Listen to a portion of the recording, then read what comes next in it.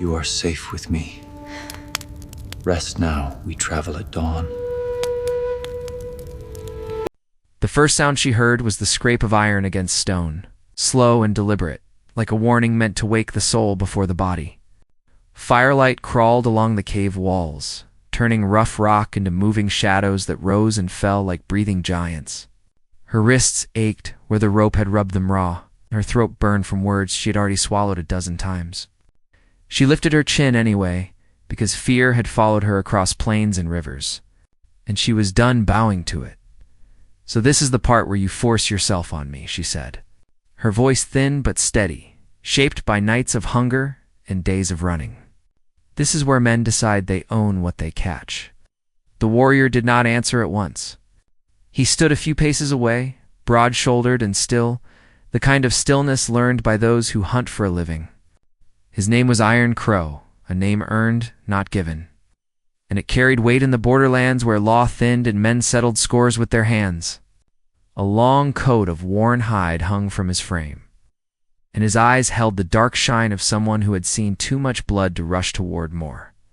She waited for the laugh. She waited for the step forward. She waited for the moment she had been taught to expect since girlhood. None of it came. Instead, Iron Crow reached into his coat and drew out a small ring of keys. They glinted in the firelight like bits of captured sun. He tossed them to the ground between them. The sound they made was sharp and final. "You're free," he said. The words hit harder than any threat. She stared at the keys as if they might bite her. Freedom was a thing spoken of in whispers, a rumor passed from wagon to wagon. Not something thrown so lightly at a woman tied and cornered. She searched his face for the lie, for the cruel turn, but his eyes were calm, almost weary. Her name was Ash Willow, her name her mother had given her on a morning when smoke drifted gentle and the world felt kind. That world had burned away. Bandits had taken her father, debt had taken their land, and hunger had taken her childhood. By the time Iron Crow found her collapsed near the dry wash, she had learned to expect the worst from every man who stood taller than her.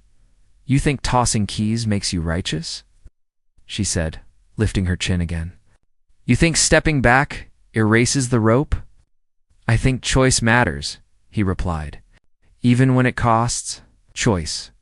The word settled between them like a living thing. Outside the cave, wind rolled across the plains, carrying the smell of sage and dust. Somewhere far off, a coyote cried sharp and lonely. Ash Willow's fingers trembled as she reached for the keys. Her hands were clumsy from cold and fear, but she did not look away from him as she worked the lock.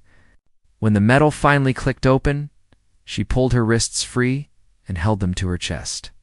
Feeling the sting and the sudden lightness, she did not run. Not yet. Iron Crow turned his back, a gesture more dangerous than any blade. He walked to the mouth of the cave and stood there, watching the night as if it were an old rival. "The trail east leads to water by dawn," he said. "Take it if you wish." "If I don't," she asked, "then you don't." That answer frightened her more than chains. She had learned how to fight, how to flee, how to bargain. She had not learned how to choose without a knife at her back. She stood, legs unsteady, and tested the space he had given her. He did not move. The fire popped softly, and the shadows slowed. Ash Willow took a step toward the cave mouth, then stopped. "Why me?" she asked, hating the smallness of the question. Iron Crow's shoulders rose and fell. "Because I know what it is to be taken," he said. "And I know what it is to be blamed for surviving." She watched him then, really watched him, and saw the scars at his wrists, pale and old, half hidden beneath leather. She saw the way his hands rested open at his sides, not reaching. The plains were full of men who claimed honor and left ruin behind them. This one stood in silence and let the night decide. Her stomach growled, betraying her. She laughed once, a sound like breaking glass. "Freedom won't fill an empty belly," no, he said, "but it lets you decide how to fill it." He led her back from the cave mouth, slow and careful, keeping distance. From a pack he drew out bread, hard but clean, and a strip of dried meat. He set them down and stepped away again. Ash Willow ate like someone afraid the food might vanish if she slowed. With each bite, the shaking eased and something else stirred, something dangerous and hopeful. The borderlands whispered stories about Iron Crow. Some said he was a mercenary who sold his strength to the highest bidder. Others said he hunted slavers and left them bound for the sun. Truth, she sensed, lived in the spaces between. When she finished eating, she wiped her mouth and met his gaze. "You could have traded me," she said. "Men would have paid." "They would have," he agreed. "That is why I did not." The night deepened. Firelight softened the hard lines of the cave, and the wind carried the promise of weather. Ash Willow thought of the trail east, of water and dawn, of walking alone into a world that had already proven its cruelty. She thought of the keys on the ground, still there, a symbol that felt heavier than iron. "I won't be owned," she said. "I won't own you," Iron Crow replied. They sat with those truths, letting them settle. Somewhere beyond the plains, riders moved, drawn by rumor and profit. The borderlands were never quiet for long. Ash Willow felt the weight of choice pressing on her, not as a threat, but as a calling. When she stood, Iron Crow stood too, but he did not block her path. She walked past him, close enough to feel the warmth of his presence, close enough to sense the restraint it took for him to remain still. At the cave mouth, she paused and looked back. "If I walk with you," she said, "it will be because I choose to. And if I leave, you won't follow." He inclined his head. "Agreed." Outside, the stars burned cold and bright. Ash Willow stepped into the night, the keys heavy in her palm, freedom sharp and uncertain. Behind her, Iron Crow waited, silent as stone. Knowing that the next step she took would bind them both in ways no rope ever could, Ash Willow took 3 steps into the open before the weight of the sky pressed down on her and made her stop. Night on the plains had a way of reminding a person how small they were. Stars stretched endless, sharp as broken glass, and the wind carried every sound farther than it should. She tightened her fingers around the keys, then loosened them. They were proof she had not imagined what happened behind her, proof that a man had stepped back when the world expected him to step forward. Iron Crow remained at the cave mouth, a dark shape cut against the firelight. He did not speak. That silence felt heavier than words. Ash Willow turned slowly, measuring the space between them. If she ran now, she might gain distance. She might gain safety. Or she might draw eyes from the darkness that had already taken too much from her. "I don't know the way east," she said finally. Iron Crow nodded once, as if he had expected that truth. "The land teaches," he replied. "But it charges a price. So do men," she said. "Yes," he agreed. They moved together then, not side by side, not apart, but in a careful balance shaped by caution. Iron Crow doused the fire, scattering ash with his boot, leaving no sign that would draw riders. When they set off, the ground sloped gently, the smell of sage thick underfoot. Ash Willow kept her distance, watching his back, listening to the steady rhythm of his steps. He walked like someone who knew every stone by name. As they traveled, memory crept in, where fear had loosened its grip. She remembered the ranch that once stood near the cottonwoods, the fence her father built, with hands cracked and proud. She remembered the day men came with papers and cold smiles, speaking of debts and ownership. Her father had argued. Her mother had packed. Ash Willow had learned then that land did not love you back. Men could decide your worth with a scratch of ink. Iron Crow slowed as they reached a rise. He lifted a hand, palm open. Ash Willow froze. Below them, a faint glow marked a camp, small but active. Voices drifted up, rough and careless. "Slavers," Iron Crow said quietly. "Or worse." Ash Willow felt her stomach twist. The borderlands blurred faces together, but the hunger in those voices was familiar. "They'll see us at dawn," she whispered. "They won't see us if we don't give them reason," he replied. They angled away, moving through a shallow cut where the land dipped and hid them. As they walked, Ash Willow studied him in the dark. His silence was not empty. It was shaped, controlled, as if he rationed words the way others rationed food. She wondered what it had cost him to learn that restraint. "You said you were taken once," she said, keeping her voice low. "By who?" By men who wore law like a coat, Iron Crow answered. They said I was a threat. They said chains were protection, and you believed them. I survived them, he corrected. The wind shifted, carrying the smell of horses. Ash Willow's pulse quickened. She had seen what happened to those who were caught again. Freedom could vanish between one breath and the next. She thought of the keys now tucked into her pocket, a weight that grounded her. They reached a stand of low brush and stopped. Iron Crow knelt, touching the earth, reading it the way others read faces. Tracks, he murmured. Fresh riders, moving hard. Ash Willow swallowed. For us? Maybe, he said. Or for someone else. The not knowing gnawed at her. She had lived too long under certainty shaped by cruelty. This quiet danger felt worse. Iron Crow rose and met her gaze. If they find us, he said, you keep moving. Do not look back. She asked. I will slow them. The words landed like a stone in her chest. You said I was free? She said. Free means I don't owe you. He studied her, eyes dark. I did not ask for owing. They moved again, the land rising and falling, each step measured. As the hours passed, Ash Willow felt the first thin ache of hope mixed with fear. Iron Crow did not command her. He did not hurt her. He walked with purpose, but left space for her choice. That space was frightening. It demanded she decide who she would be when no one forced her hand. Near dawn, it reached a dry wash where the earth cracked like old skin. Iron Crow crouched, scanning the horizon. The sky lightened, turning the stars pale. Water is close, he said. But so are eyes. Ash Willow knelt beside him. You hunt slavers, she said, not a question. Yes, why? He did not answer at once. When he did, his voice was rough. Because someone hunted me. The sun edged higher, painting the plains in weak gold. A sound rose behind them, the distant thunder of hooves. Ash Willow's breath caught. Iron Crow's jaw tightened. They're gaining, she said. Yes. Then go, she urged. You don't owe me. Iron Crow reached into his coat again. This time he drew out a small token, a carved piece of bone marked with a crow in flight. He pressed it into her palm. If you make it east, he said, show this at the crossing. Say my name. Ash Willow closed her fingers around the token. And if I don't go east, then you choose another path, he replied. The riders crested a rise, silhouettes sharp against the brightening sky. Ash Willow's heart pounded. She wanted to argue.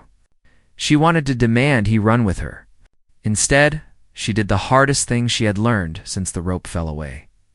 She stepped back, then turned and ran toward the wash, boots sliding on loose earth. Behind her, Iron Crow moved the other way, drawing attention, drawing danger. Shouts rang out. A gunshot cracked the air. Ash Willow did not look back. She ran until her lungs burned and her legs trembled. She hid among rocks as the noise faded, clutching the bone token, the keys heavy in her pocket. Dawn broke fully, washing the plains in light that felt too honest. When she finally rose, she did not know if Iron Crow still stood or lay fallen. She did not know if freedom would hold. She only knew that somewhere behind her, a man had stepped back again, and the choice he gave her now carried a cost. She was not sure she could bear. With the sun climbing and the land stretching wide, Ash Willow took her next step east, the unresolved pull of Iron Crow's fate tightening around her heart, promising that this path once chosen would not let her go. Ash Willow walked with the sun at her back and fear at her shoulder. The plains looked calmer in daylight, but daylight did not make a person safe. It only made them easier to find. She kept to the low places following the dry wash until it bent toward a line of scraggly cottonwoods. Her boots were worn thin, and every step reminded her how close she was to collapsing again. Still, she moved, because stopping meant listening too hard for hooves. By midday, she found a trickle of water pooled under stones, clear enough to drink if you were careful. She knelt, cupped her hands, and drank slow. The cold made her teeth ache. When she lifted her head, she saw her reflection in the water, a face marked by dust and worry, but also by something else. The keys in her pocket and the bone token in her hand had changed her, not into someone fearless, but into someone awake. She studied the token again. The crow carved into it looked like it was flying into a hard wind. She did not know what kind of crossing iron crow meant. River, rail, border post. All she knew was that a man who gave freedom did not usually hand out favors without a reason. The thought unsettled her. Not because she believed he wanted payment, because she suspected the world would demand payment anyway.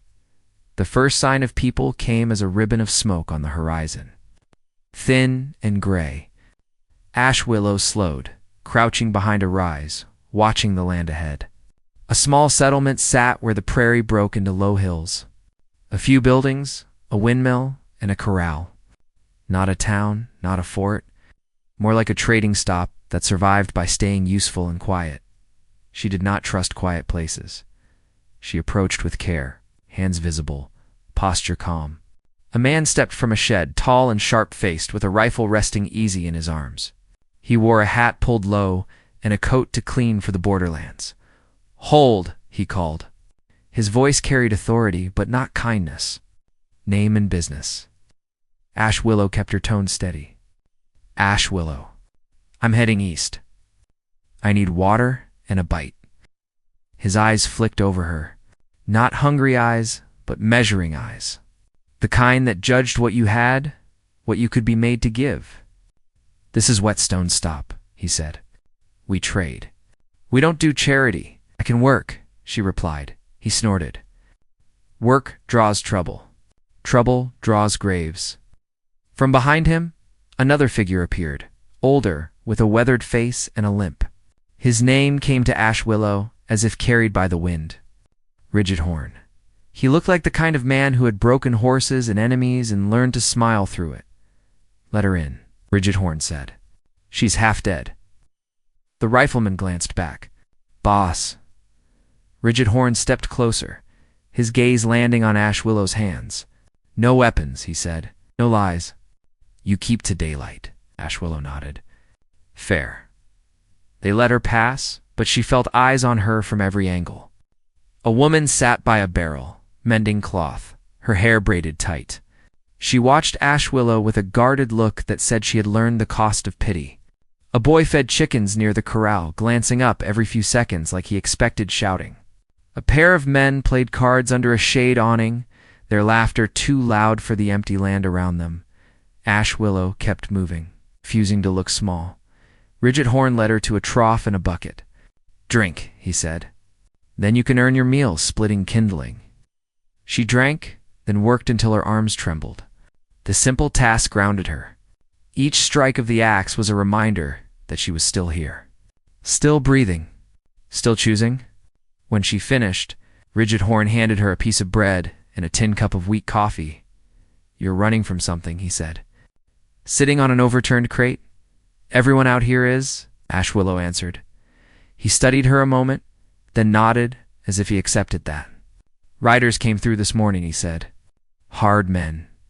Dust on their coats. They asked questions about a woman and a crow." Ash Willow's grip tightened on the cup. "What did you tell them?" "Nothing," Rigid Horn said. "But they left a message." He reached into his pocket and pulled out a paper, creased and smudged. He held it out. Ash Willow took it with careful fingers. The paper showed a rough drawing of a crow and a name written bold beneath it. Iron Crow. Under that, a promise of reward for information leading to his capture. The amount was more money than Ash Willow had ever held. Her stomach turned cold. "That's trouble," she said. "That's profit," Rigid Horn corrected, but his eyes were not greedy. They were worried. Men don't put that much coin on paper unless they want to make sure everyone pays attention. Ash Willow folded the paper. "He's not a criminal," she said before she could stop herself. Rigid Horn gave a low laugh without humor. "Out here, criminal just means someone stands in the way." A door creaked behind them. The woman with the braid approached, wiping her hands on her skirt. Her name was Flint Mercy, and her eyes were as hard as her name sounded. "Talk quieter," she warned. "There are ears everywhere." Ash Willow looked at her. "You know them." Flint Mercy nodded once. They call themselves the Brassmen. They move people like cattle and call it trade. They buy lawmen. They buy judges. They buy prayers from preachers who like coin more than truth. Ash Willow swallowed. And they want Iron Crow. They want him dead, Flint Mercy said. Or broken so he can't keep hunting them. Ash Willow's mind flashed to the gunshot at dawn, 2 Iron Crows stepping away from her path. She clenched the bone token in her pocket until it pressed against her palm. If they're putting his name on paper, she said, then they think he's alive. Rigid Horn leaned forward. Or they want everyone to think he's alive so they can flush out whoever helps him. Ash Willow felt the ground shift under her feet, not the earth, but her understanding. If the Brassmen were clever, they would use her. They would bait her, follow her, watch who she spoke to, and then strike. The boy by the corral suddenly whistled sharp a warning. Ash Willow turned her head and saw riders approaching, slow and confident. 3 men in dust-colored coats. Hats low, hands resting easy near their belts. They did not look rushed. They looked like they owned time. Flint Mercy's voice turned to ice. Inside, she said. Ash Willow followed her into the main building, a low structure that smelled of coffee and sweat.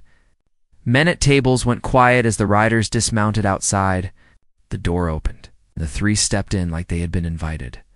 The one in front had a beard, trimmed neat and eyes that never stopped moving. His name, when he spoke, carried like a brand. Judge Pike. He was not a judge in any court that mattered, but the title meant he had a habit of deciding things for others. Afternoon, Judge Pike said, smiling. We're looking for a man and a woman. No one answered. Ash Willow kept her face calm. Her pulse pounded in her ears. Judge Pike's gaze swept the room and paused on Flint Mercy. You always keep a tidy stop, he said. I admire that. Makes business smoother. We sell water, Flint Mercy replied. Not trouble. Judge Pike chuckled. Trouble sells itself. He took a step closer, and Ash Willow felt the way the room tightened like a rope pulled taut. Rigid Horn stood near the back, his limp less obvious now, his shoulders squared. The rifleman, Stone Var, leaned against a post, eyes narrowed.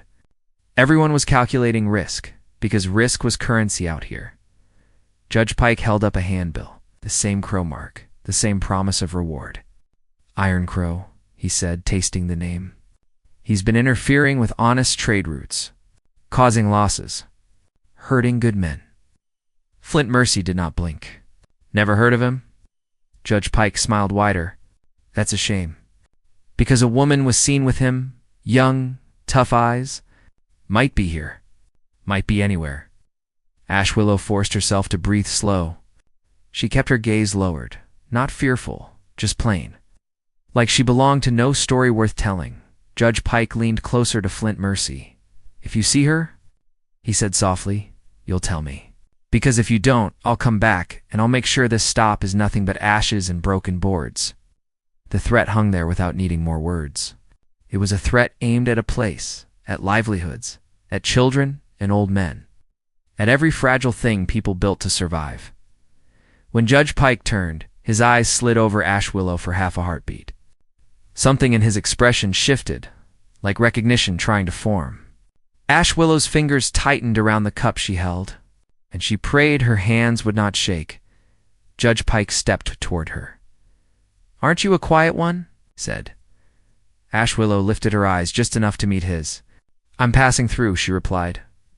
Judge Pike studied her face as if searching for a hidden brand. Passing through where? She said.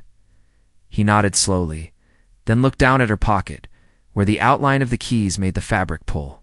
His smile thinned. Funny thing about freedom, he murmured, almost to himself. Out here it's usually borrowed. Ash Willow felt Flint Mercy shift beside her. Readying like a storm, Judge Pike took one more step. Close enough that Ash Willow caught the faint smell of tobacco on his breath. If you hear anything about Iron Crow, he said, you'll speak up. Because the Brassmen pay well, and they pay fast. He turned away and walked out, his men following. The door swung closed behind them, and for a moment no one moved. Then Rigid Horn let out a long breath. They'll be back, he said. Flint Mercy looked at Ash Willow, her hard eyes measuring something new. You are the woman, she stated, not asking. Ash Willow's throat tightened. I didn't bring them here on purpose, she said. Flint Mercy's voice stayed low. Purpose doesn't matter. Consequences do. Ash Willow's hand slid into her pocket and touched the bone token. Somewhere on the plains, Iron Crow might be wounded, hunted, or captured. Somewhere behind Judge Pike's smile, a larger shadow moved, pulling strings, counting profit, collecting people like goods. And now, Ash Willow was standing in a place that could burn because of her name. Because of Iron Crow's name, because the Borderlands did not forgive anyone who stepped out of line. Outside, hooves started again, circling, not leaving.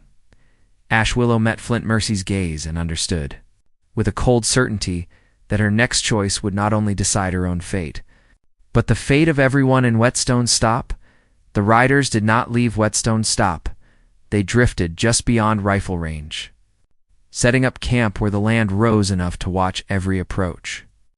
Smoke curled thin and steady, a signal meant to unsettle. Ash Willow felt it in her bones. The brass men were patient. They starved places before they burned them. Inside the main building, voices stayed low.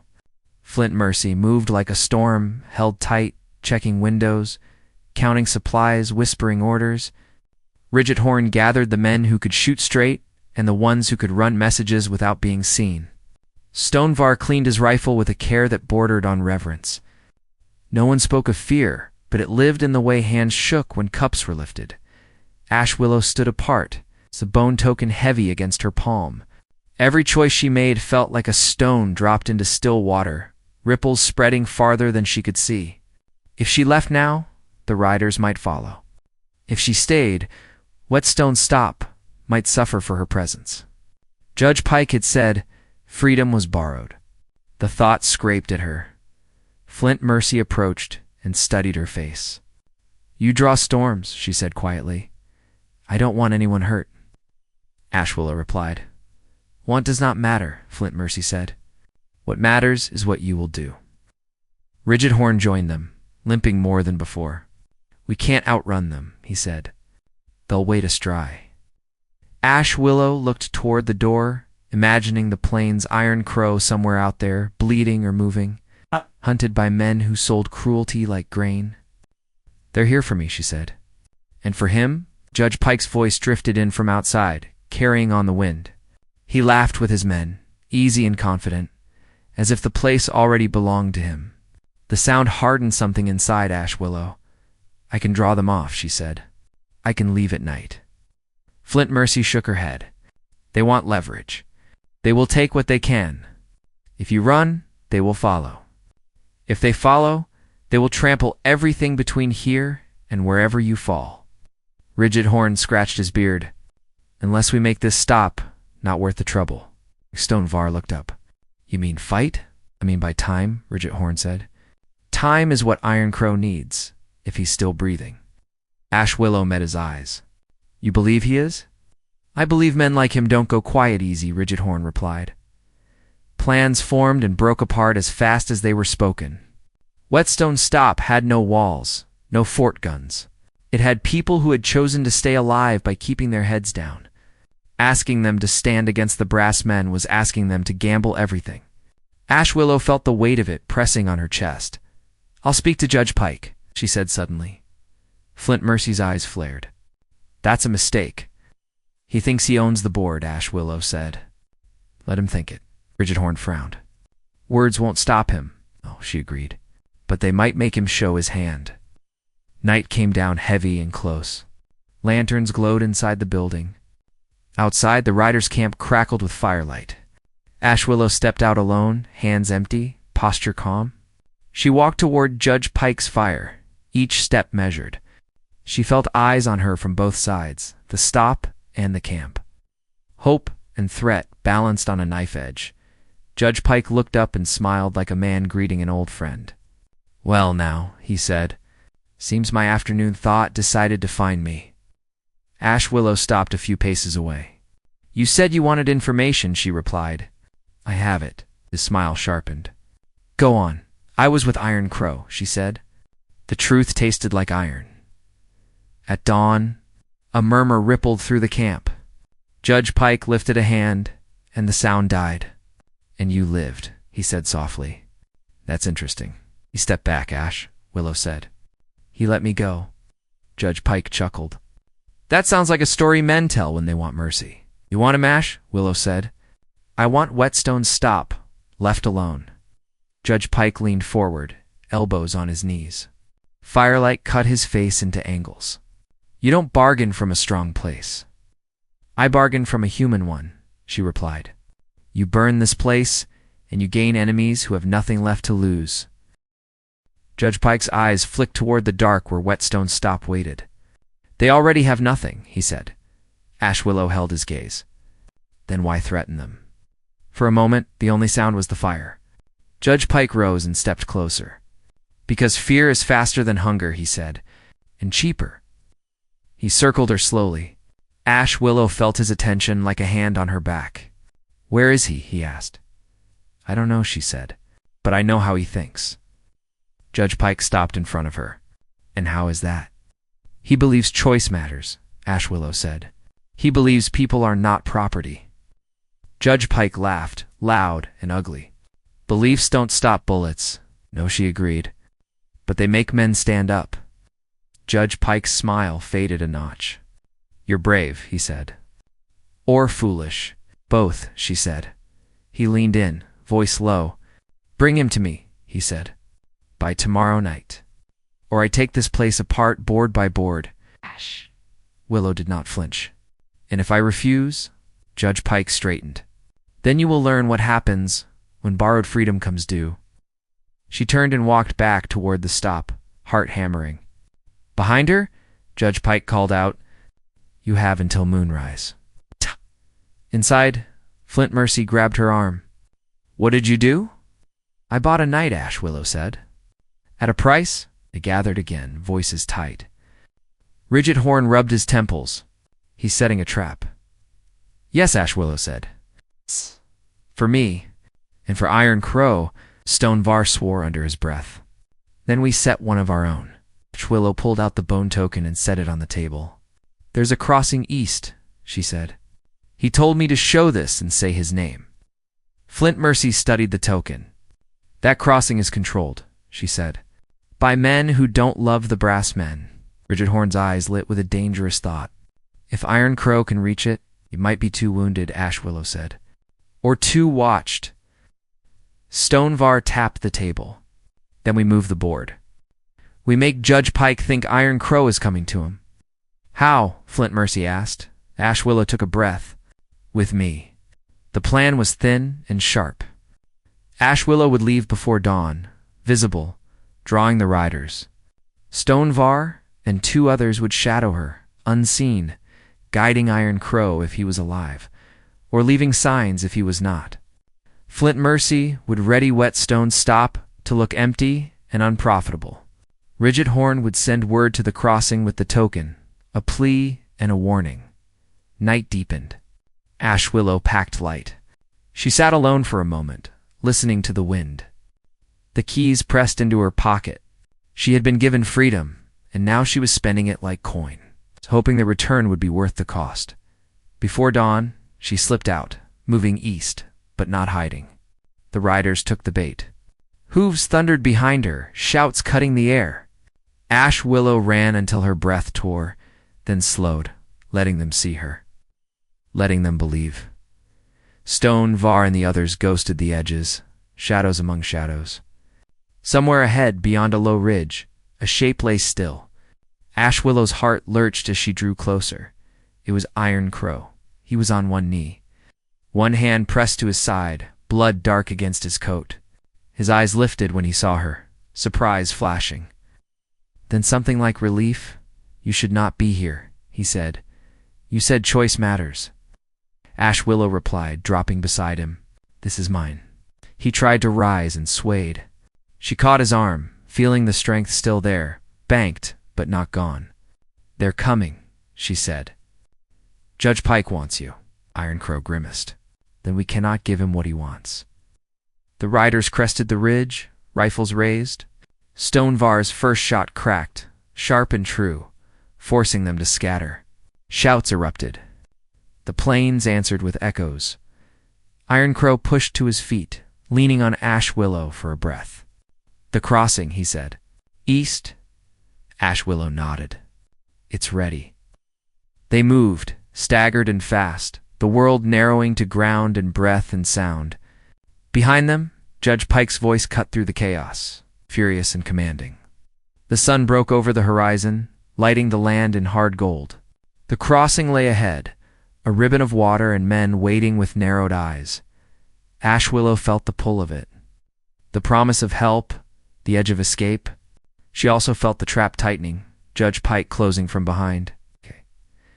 The brass men pressing their advantage. Iron Crow squeezed her hand once, steady despite the pain. "Whatever happens," he said, "you chose." Ash Willow lifted her chin as shots rang and the crossing came into reach. The moment stretched, tight as a drawn bow, and she knew the next breath would decide everything. Even as the answer remained just out of reach, the crossing erupted into motion the moment. Ash, Willow, and Iron Crow reached the water. Men stepped from cover on both banks, rifles lifted but not firing, their faces hard and alert. The river ran shallow and fast, sunlight breaking across it like shattered glass. Judge Pike's riders thundered closer from behind, shouting, certain the trap had closed. A tall figure stepped forward from the east bank, coat marked with dust and old scars. His name was Slate Boone, and he carried himself like a man who weighed every breath. His eyes locked on the bone token in Ash Willow's raised hand. "Iron Crow," Slate Boone said, his voice carrying. "You look worse than the stories." Iron Crow straightened despite the pain, standing on his own. "Stories grow," he replied. "Truth bleeds." Slate Boone lifted a hand. The men along the bank shifted, forming a line. Judge Pike reined in hard at the edge of the water, fury plain on his face. "You don't have jurisdiction here?" Judge Pike barked. Slate Boone's gaze flicked to him without warmth. "This crossing answers to no bought titles." Judge Pike laughed sharp. "You're protecting a criminal. I'm protecting people," Slate Boone replied. "There's a difference."